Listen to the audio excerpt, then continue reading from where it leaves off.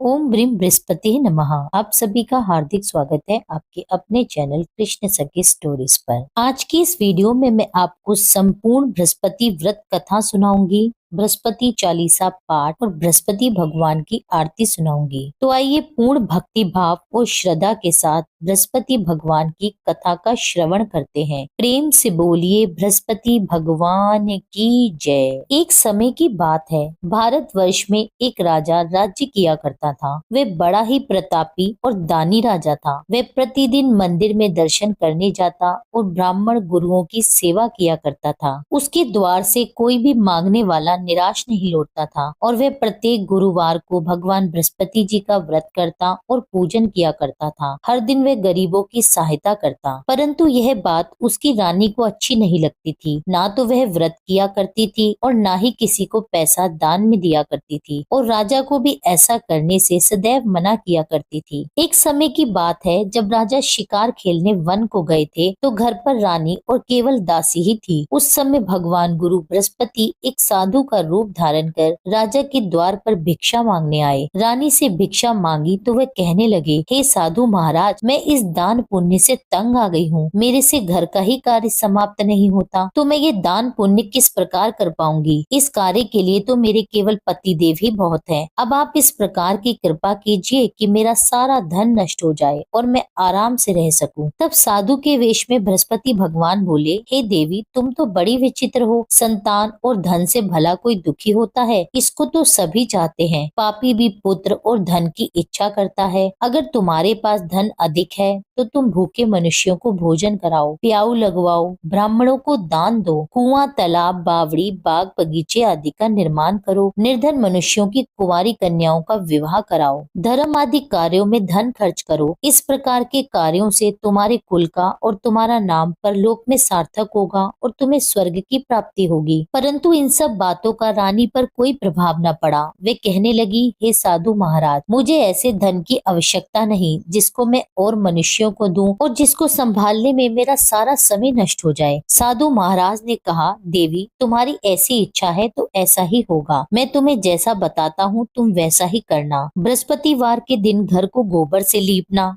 अपने बालों को धोना और बाल धोते समय स्नान करना, भोजन में मांस मदिरा खाना, कपड़ा धोबी के हाथ धुलने को डालना। इस प्रकार 7 बृहस्पतिवार करने से तुम्हारा सब धन नष्ट हो जाएगा। यह कहकर वे साधु महाराज वहां से अंतर्ध्यान हो गए। रानी ने साधु के कहने के अनुसार ही किया। 3 बृहस्पतिवार ही बीते थे कि उसकी समस्त धन संपत्ति नष्ट हो गई और भोजन के लिए दोनों समय परिवार तरसने लगा तथा सांसारिक भोगों से दुखी रहने लगा। तब वह राजा रानी से कहने लगा, हे रानी, तुम यहाँ पर रहो, मैं दूसरे देश को जाता हूँ, क्योंकि यहाँ पर मुझे सभी मनुष्य जानते हैं, इसलिए मुझे कोई कार्य नहीं देगा। देश चोरी परदेश भिक्षा बराबर है। ऐसा कहकर राजा परदेश चला गया। वहाँ जंगल में जाता, लकड़ी काट कर लाता और शहर में बेचता। इस तरह वह अपने दिन व्यतीत करने लगा। इधर राजा के बिना रानी और दासी दुखी रहने लगे। किसी दिन भोजन मिलता और किसी दिन जल पीकर ही रह जाती। एक समय रानी और दासी को 7 दिन बिना भोजन के व्यतीत हो गए। तो रानी ने अपनी दासी से कहा, दासी, यहाँ पास के ही नगर में मेरी बहन रहती है, वह बड़ी धनवान है, तू उसके पास जा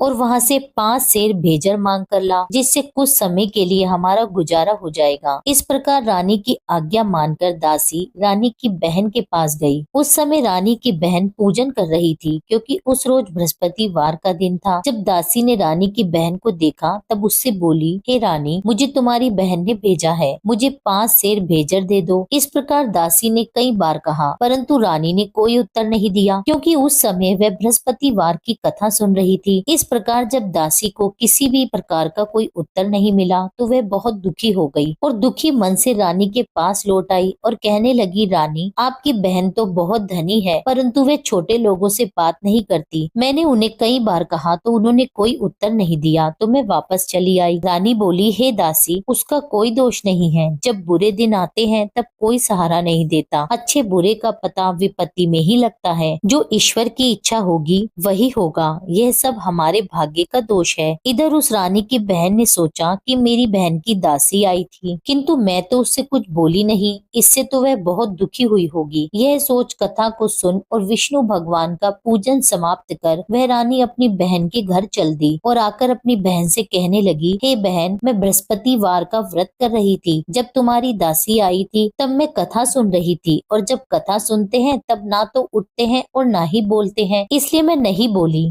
कहो दासी क्यों आई थी? रानी बोली, हे बहन, हमारे घर अनाज नहीं था, वैसे तुमसे कोई बात कहाँ छिपी है, इस कारण मैंने दासी को तुमसे 5 सेर भेजर मांगने के लिए भेजा था। रानी की बहन बोली, बृहस्पति भगवान सबकी मनोकामना पूर्ण करते हैं, देखो शायद तुम्हारे घर में अनाज रखा हो। इस प्रकार का वचन जब रानी ने सुना तो घर के अंदर गई और वहाँ उसे एक घड़ा भेजर का भरा मिल गया। तब वे रानी और बांदी बहुत खुश हुई। दासी कहने लगी, हे रानी, देखो वैसे हमको जब भोजन नहीं मिलता तो हम रोज ही व्रत करते हैं, अगर इनसे व्रत की विधि और कथा पूछ ली जाए तो हम उसे किया करेंगे। तब उस रानी ने अपनी बहन से पूछा, हे बहन, बृहस्पतिवार के व्रत के क्या नियम है? तब रानी की बहन ने बताया, बृहस्पतिवार के व्रत में चने की दाल और मुनक्का से विष्णु भगवान का केले की जड़ में पूजन करें तथा दीपक जलाएं और पीला भोजन करें और कथा सुने। इस प्रकार नियम पूर्वक करने से गुरु बृहस्पति भगवान प्रसन्न होते हैं, अन्न पुत्र धन देते हैं और सभी की मनोकामनाएं पूर्ण करते हैं। इस प्रकार रानी और दासी दोनों ने ही निश्चय किया कि हम बृहस्पति भगवान का पूजन किया करेंगे। 7 रोज बाद जब बृहस्पतिवार आया तो उन्होंने व्रत रखा। घुड़साल में जाकर चना और गुड़ बीन लाई तथा उसकी दाल से केले के जड़ का तथा भगवान विष्णु का पूजन किया। अब पीला भोजन कहाँ से आए? दोनों बड़ी दुखी हुई। उन्होंने व्रत किया था, इस कारण बृहस्पति भगवान उनसे प्रसन्न थे। 2 थालियों में सुंदर पीला भोजन लेकर आए और दासी को देकर बोले, हे दासी, ये तुम्हारे और तुम्हारी रानी के लिए भोजन है, तुम दोनों भोजन कर लेना। दासी भोजन पाकर बड़ी प्रसन्न हुई और रानी से बोली, चलो रानी, जी भरकर भोजन कर लो। रानी को इस विषय में कुछ पता नहीं था, इसलिए वे दासी से बोली, तू ही भोजन कर, क्योंकि तू हमारी व्यर्थ में हंसी उड़ाती है। दासी बोली कि एक महात्मा भोजन दे गए हैं। रानी कहने लगी, वह भोजन तेरे लिए दे गए हैं, तू ही भोजन कर। दासी ने कहा, वह महात्मा हम दोनों के लिए 2 थाली में भोजन दे गए हैं, इसलिए हम और तुम दोनों ही साथ साथ भोजन करेंगे। इस प्रकार रानी और दासी दोनों ने ही बृहस्पति भगवान को नमस्कार कर भोजन प्रारंभ किया। अब वे प्रत्येक बृहस्पतिवार को बृहस्पति भगवान का व्रत और विष्णु भगवान का पूजन करने लगी। बृहस्पति भगवान की कृपा से रानी और दासी के पास बहुत सा धन हो गया। अब रानी फिर से आलस्य करने लगी। तब दासी बोली, देखो रानी, तुम पहले इस प्रकार आलस्य करती थी तो तुम्हें धन रखने में कष्ट होता था, इस कारण सभी धन नष्ट हो गया। अब बृहस्पति भगवान की कृपा से धन मिला है, हमें दान पुण्य करना चाहिए। दान में भूखे मनुष्यों को भोजन कराना चाहिए, प्याऊ लगवाने चाहिए, ब्राह्मणों को दान देना चाहिए। धन को शुभ कार्यों में खर्च करें, जिससे तुम्हारे कुल का यश बढ़ेगा और स्वर्ग प्राप्त होगा, पितृ प्रसन्न होंगे। तब रानी ने इसी प्रकार के कार्य करने प्रारंभ कर दिए तो काफी यश फैलने लगा। एक दिन रानी और दासी विचार करने लगी कि ना जाने हमारे राजा किस दशा में होंगे, उनकी कोई खोज खबर नहीं है। बृहस्पति भगवान से उन्होंने प्रार्थना की तो एक दिन भगवान ने रात्रि में राजा को स्वप्न में कहा, हे राजन, उठ, तेरी रानी तुझको याद करती है, अपने देश को चला जा। राजा प्रातः काल उठा और विचार करने लगा। स्त्री खाने और पहनने की साथी होती है, पर भगवान की आज्ञा मानकर वह अपने नगर की ओर चलने को तैयार हुआ। इससे पूर्व जब राजा प्रदेश चला गया था तो प्रदेश में दुखी रहने लगा। प्रतिदिन जंगल में से लकड़ी बीन कर लाता और उसे शहर में बेचकर अपने दुखी जीवन को बड़ी कठिनता से व्यतीत करता था। एक दिन राजा दुखी हो अपनी पुरानी बातों को याद करके रोने लगा। तब उस समय जंगल में बृहस्पति देव एक साधु का रूप धारण कर आए और राजा के पास आकर कहने लगे,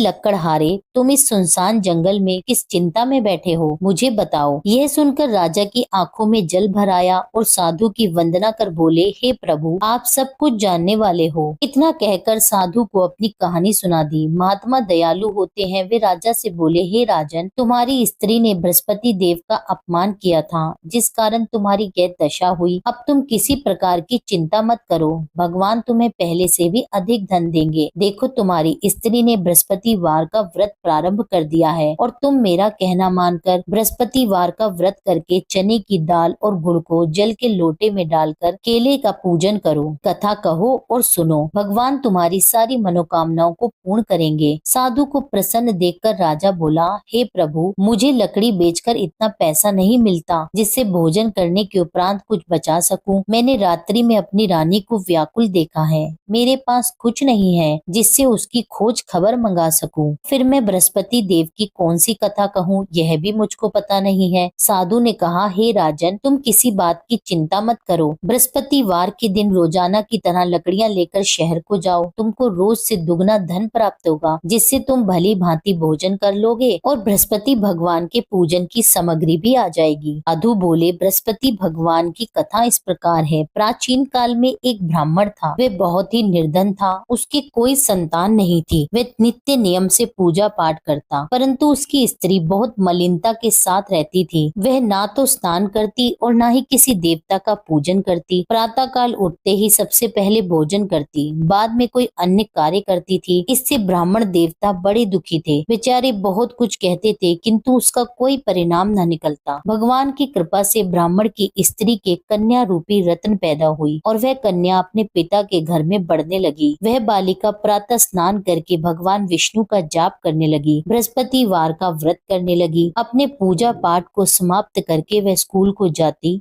तो अपनी मुट्ठी में जौ भरकर ले जाती और पाठशाला जाने के मार्ग में डालती जाती। वही जौ स्वर्ण के हो जाते और लौटते समय उनको बीनकर घर ले आती। एक दिन वह बालिका सूप में सोने के जौ को फटक कर साफ कर रही थी, तो उसकी माँ ने देख लिया और कहा, हे बेटी, सोने के जौ को फटकने के लिए सोने का सूप होना चाहिए। दूसरे दिन बृहस्पतिवार था। इस कन्या ने व्रत रखा और बृहस्पति भगवान से प्रार्थना करके कहने लगी, हे प्रभु, यदि मैंने आपकी पूजा सच्चे मन से की हो तो मेरे लिए सोने का सूप दे दो। बृहस्पति देव ने उसकी प्रार्थना स्वीकार कर ली। रोजाना की तरह वह कन्या जौ फैलाती हुई स्कूल को गई और जब लौटकर जौ बीन ही रही थी तो बृहस्पति देव की कृपा से रास्ते में सोने का सूप मिला। वह सोने के सूप को लेकर घर गई और उससे जौ साफ करने लगी, परंतु उसकी माँ का वही ढंग रहा। एक दिन की बात है, वह कन्या सोने के सूप से जौ साफ कर रही थी। उस समय उस शहर का राजपुत्र वहां से होकर निकला। इस कन्या के रूप और कार्य को देखकर वह मोहित हो गया और अपने घर आकर भोजन और जल त्याग कर उदास होकर लेट गया। राजा को जब इस बात का पता लगा तो वह अपने मंत्रियों के साथ अपने पुत्र के पास गए और बोले, हे पुत्र, तुम्हें किसी बात का कष्ट है? किसी ने तुम्हारा अपमान किया है क्या, या कोई और कारण है? सो कहो, मैं वही कार्य करूंगा जिससे तुम्हें प्रसन्नता हो। राजकुमार ने अपने पिता की बातें सुनी तो वह अपने पिता से कहने लगे, हे पिताजी, आपकी कृपा से मुझे किसी बात का दुख नहीं है और ना ही किसी ने मेरा अपमान किया है, परंतु मैं उस लड़की के साथ विवाह करना चाहता हूँ जो सोने के सूप में जौ साफ कर रही थी। यह सुन राजा भी आश्चर्य में पड़ गया और बोला,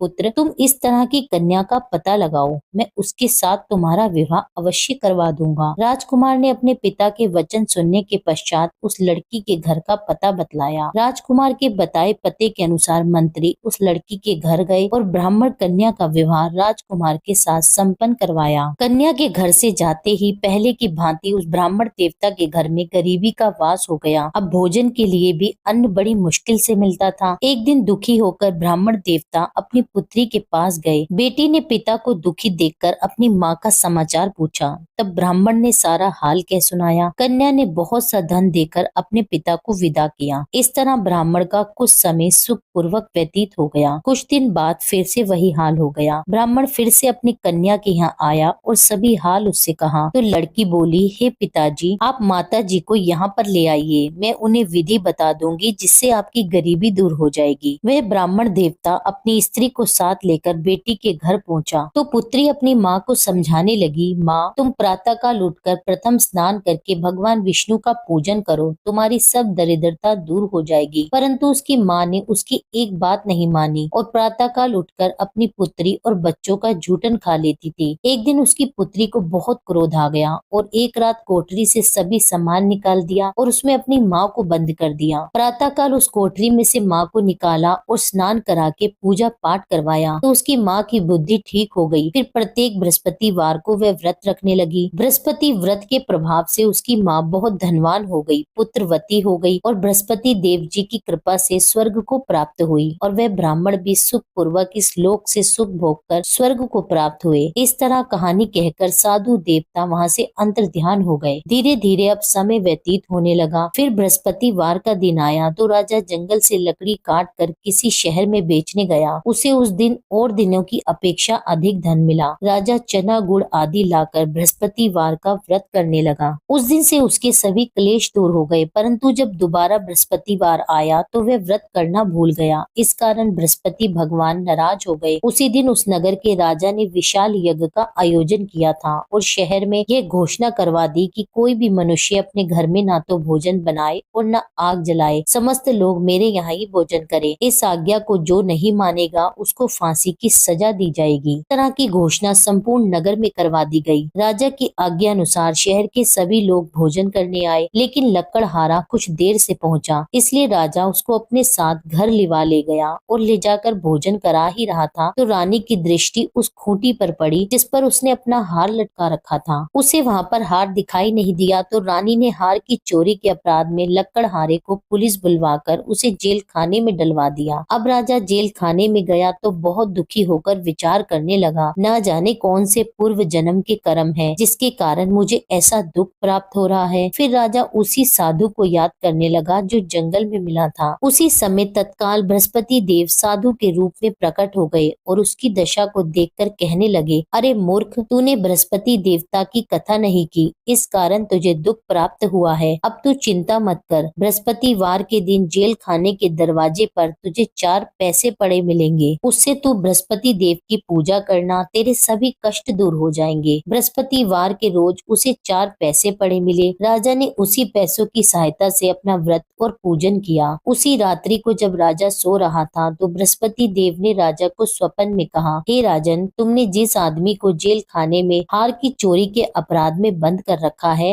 वह निर्दोष है, वह राजा है, उसे छोड़ देना। रानी का हार उसी खूंटी पर लटका हुआ है, अगर तू ऐसा नहीं करेगा तो मैं तेरे राज्य को नष्ट कर दूंगा। राजा प्रातःकाल उठा तो रानी का हार खूंटी पर टंगा देखकर लकड़हारे को बुलाकर उससे क्षमा मांगी तथा राजा को योग्य सुंदर वस्त्र आभूषण देकर विदा किया। भगवान बृहस्पति देव की आज्ञा अनुसार राजा अपने नगर को चल दिया। राजा जब नगर के निकट पहुंचा तो उसे बड़ा ही आश्चर्य हुआ। नगर में पहले से भी अधिक बाग, तालाब, कुएं, मंदिर तथा बहुत सी धर्मशाला बने हुए थे। राजा ने पूछा कि यह किसका बाग और धर्मशाला है। तब नगर के सब लोग कहने लगे कि यह सब रानी और दासी का है। तो राजा को बड़ा आश्चर्य भी हुआ और गुस्सा भी आया। जब रानी ने यह खबर सुनी कि राजा आ रहे हैं तो उसने अपनी दासी से कहा, हे दासी, देख राजा हमें कितनी बुरी दशा में छोड़ गए थे, वह हमारे ऐसे हालात देखकर कहीं लौट न जाए, इसलिए तू द्वार पर ही खड़ी हो जा। रानी की आज्ञा सुनकर दासी द्वार पर ही खड़ी हो गई। जब राजा आए तो उन्हें अपने साथ लिवा लाई। तब राजा ने क्रोध करके अपनी तलवार निकाली और पूछने लगा, यह बताओ तुम्हें यह धन कैसे प्राप्त हुआ। तब रानी ने कहा कि यह सब धन बृहस्पतिवार के व्रत के प्रभाव से मिला है। तब राजा ने निश्चय किया कि 7 रोज बाद तो सभी बृहस्पति देव का पूजन करते हैं, परंतु मैं रोजाना दिन में 3 बार कहानी कहा करूंगा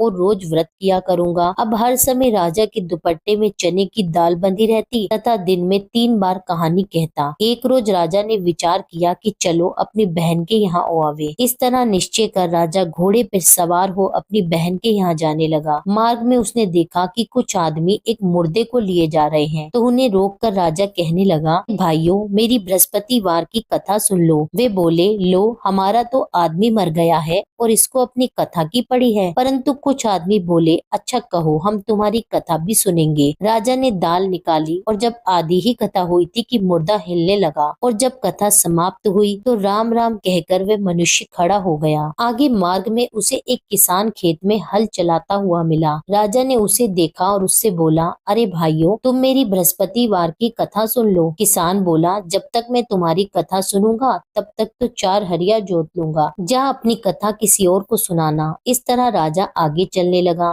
राजा के हटते ही बैल पछाड़ खाकर गिर गए तथा किसान के पेट में बहुत जोर से दर्द होने लगा। उस समय उसकी माँ रोटी लेकर आई थी। उसने जब यह देखा तो अपने पुत्र से सब हाल पूछा और बेटे ने सभी हाल अपनी माँ से कह दिया। तो बुढ़िया दौड़ी दौड़ी राजा के पास गई और उससे बोली, मैं तेरी कथा सुनूंगी, तू अपनी कथा मेरे खेत पे चलकर कहना। राजा ने बुढ़िया के खेत पर जाकर कथा कही, जिसके सुनते ही वे बैल खड़े हो गए और किसान के पेट का दर्द भी बंद हो गया। राजा जब अपनी बहन के घर पहुंच गया, बहन ने भाई की खूब मेहमानी की। दूसरे रोज प्रातःकाल राजा जगा तो वह देखने लगा कि सब लोग भोजन कर रहे हैं। राजा ने अपनी बहन से कहा कि कोई ऐसा मनुष्य है जिसने भोजन नहीं किया हो और मेरी बृहस्पतिवार की कथा सुन ले। बहन बोली, भैया, यह देश ऐसा ही है। पहले यहाँ लोग भोजन करते हैं, बाद में अन्य कोई कार्य करते हैं। अगर कोई पड़ोस में हो तो देखाऊं। वह ऐसा कहकर देखने चली गई, परंतु उसे कोई भी ऐसा व्यक्ति नहीं मिला जिसने भोजन न किया हो। अंत में वह एक कुम्हार के घर गई, जिसका लड़का बहुत बीमार था। उसे पता लगा कि उनके यहाँ 3 रोज से किसी ने भोजन नहीं किया है। रानी ने कुम्हार से कहा कि वह उसके भाई की कथा सुन ले। कुम्हार तैयार हो गया। राजा ने जाकर बृहस्पतिवार की कथा कही, जिसको सुनकर उसका लड़का ठीक हो गया। अब तो राजा की प्रशंसा होने लगी। एक दिन राजा ने अपनी बहन से कहा,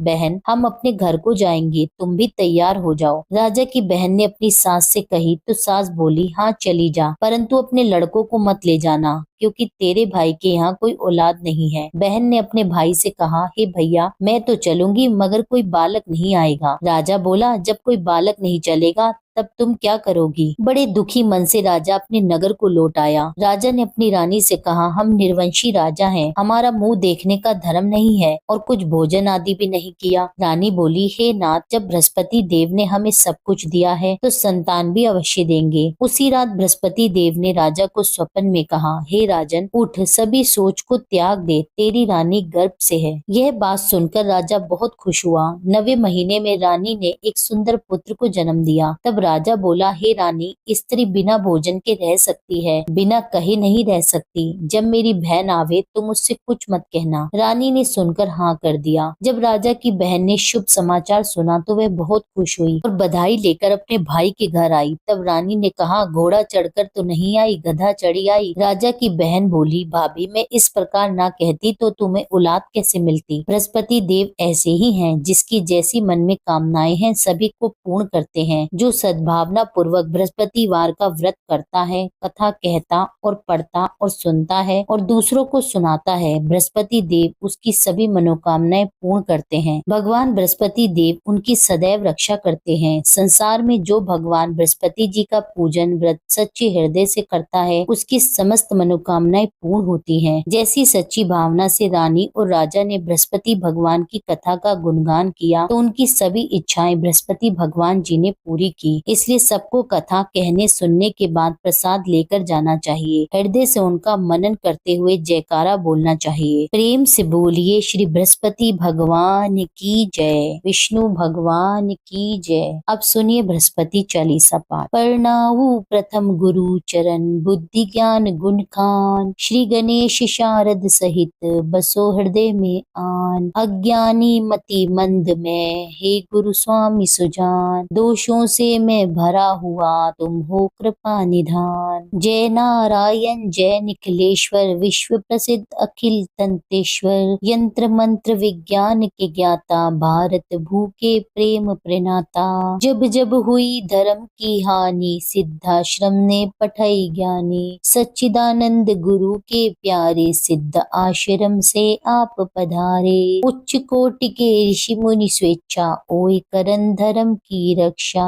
अब अब की बार आपकी बारी, त्राहि त्राहि है धरा पुकारी। मरुंधर प्रांत खरंटिया ग्रामा, मुल्तान चंद पिता करनामा। शेष शाही सपने में आए, माता को दर्शन दिखलाए। रूपा देवी मातु अति धार्मिक, जन्म भयो शुभ 21 तारीख। जन्म दिवस तिथि शुभ, साधक की पूजा करते आराधक की। जन्म वृतंत सुनाए नवीना, मंत्र नारायण नाम करि दीना। नाम नारायण भव भय हारी, सिद्ध योगी मानव तन धारी। ऋषिवर ब्रह्म तेज से उर्जित, आत्म स्वरूप गुरु गौरवंतित। एक बार संग सखा भवन में, करी स्नान लगे चिंतन में। चिंतन करत समाधि लगाई, सुध बुधहीन भय अनुरागी। पूर्ण करी संसार की रीति, शंकर जैसे बने गृहस्थी। अद्भुत संगम प्रभु माया का, अवलोकन है विधि छाया का। युग युग से भव बंधन रीति, जहाँ नारायण वाही भगवती। सांसारिक मन हुए अति गलानी, तब हिमगिरी गमन की ठानी। 18 वर्ष हिमालय घूमे, सर्व सिद्धिया गुरु पग चूमे। त्याग अटल सिद्धाश्रम आसन, कर्म भूमि आए नारायण।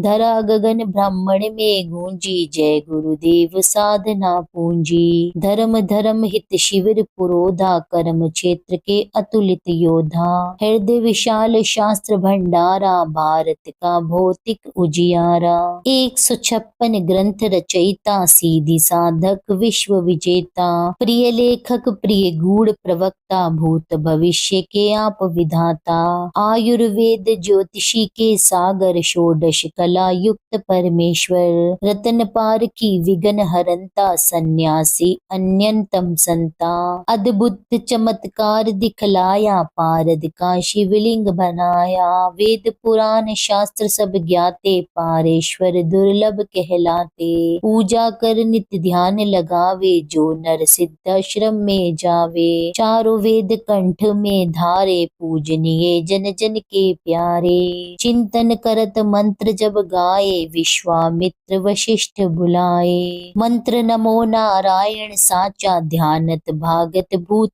पिचाशा। प्रात कल करहि निखिलायन, मन प्रसन्न नित तेजस्वी तन। निर्मल मन से जो भी ध्यावे, रिद्धि सिद्धि सुख संपत्ति पावे। पथ करहि नित जो चालीसा, शांति प्रदान करहि योगी सा। अष्टोत्तर शत पाठ करत जो, सर्व सिद्ध्या पावत जन सो। श्री गुरु चरण की धारा, सिद्ध आश्रम साधक परिवारा। जय जय जय आनंद के स्वामी, बारंबार नमामि नमामि। श्री बृहस्पति भगवान की आरती। जय बृहस्पति देवा, ओम जय बृहस्पति देवा। छिन छिन भोग लगाऊं, कदली फल मेवा। ओम जय बृहस्पति देवा, तुम पूर्ण परमात्मा, तुम अंतर्यामी। जगत पिता जगदीश्वर, तुम सबके स्वामी। ओम जय बृहस्पति देवा, चरना अमृत निज निर्मल, सब पातक हरता। सकल मनोरथ दायक, कृपा करो भरता। ओम जय बृहस्पति देवा, तन मन धन अर्पण कर, जो जन शरण पड़े। प्रभु प्रकट तब हो कर, आकर द्वार खड़े। ओम जय बृहस्पति देवा, दीन दयाल दयानिधि, भक्तन हितकारी। पाप दोष सब हरता, भव बंधन हारी। ओम जय बृहस्पति देवा,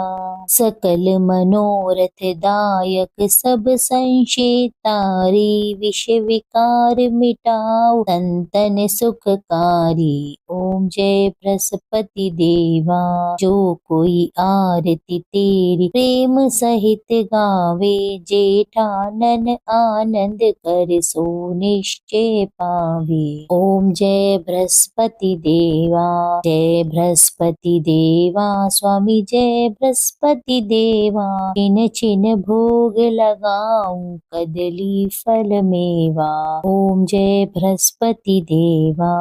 आशा करती हूँ यह वीडियो आपको पसंद आई होगी। कथा आपको पसंद आई हो, वीडियो अच्छी लगी हो तो वीडियो को लाइक जरूर करें, वीडियो पर कमेंट करें, भगवान बृहस्पति देव की जय लिखिए और जिन भी लोगों ने अभी तक मेरे चैनल को सब्सक्राइब ना किया हो उनसे मेरा अनुरोध है कि चैनल को सब्सक्राइब कर लें। मिलती हूँ आपसे एक अगली वीडियो में, जब तक के लिए जय श्री राधे।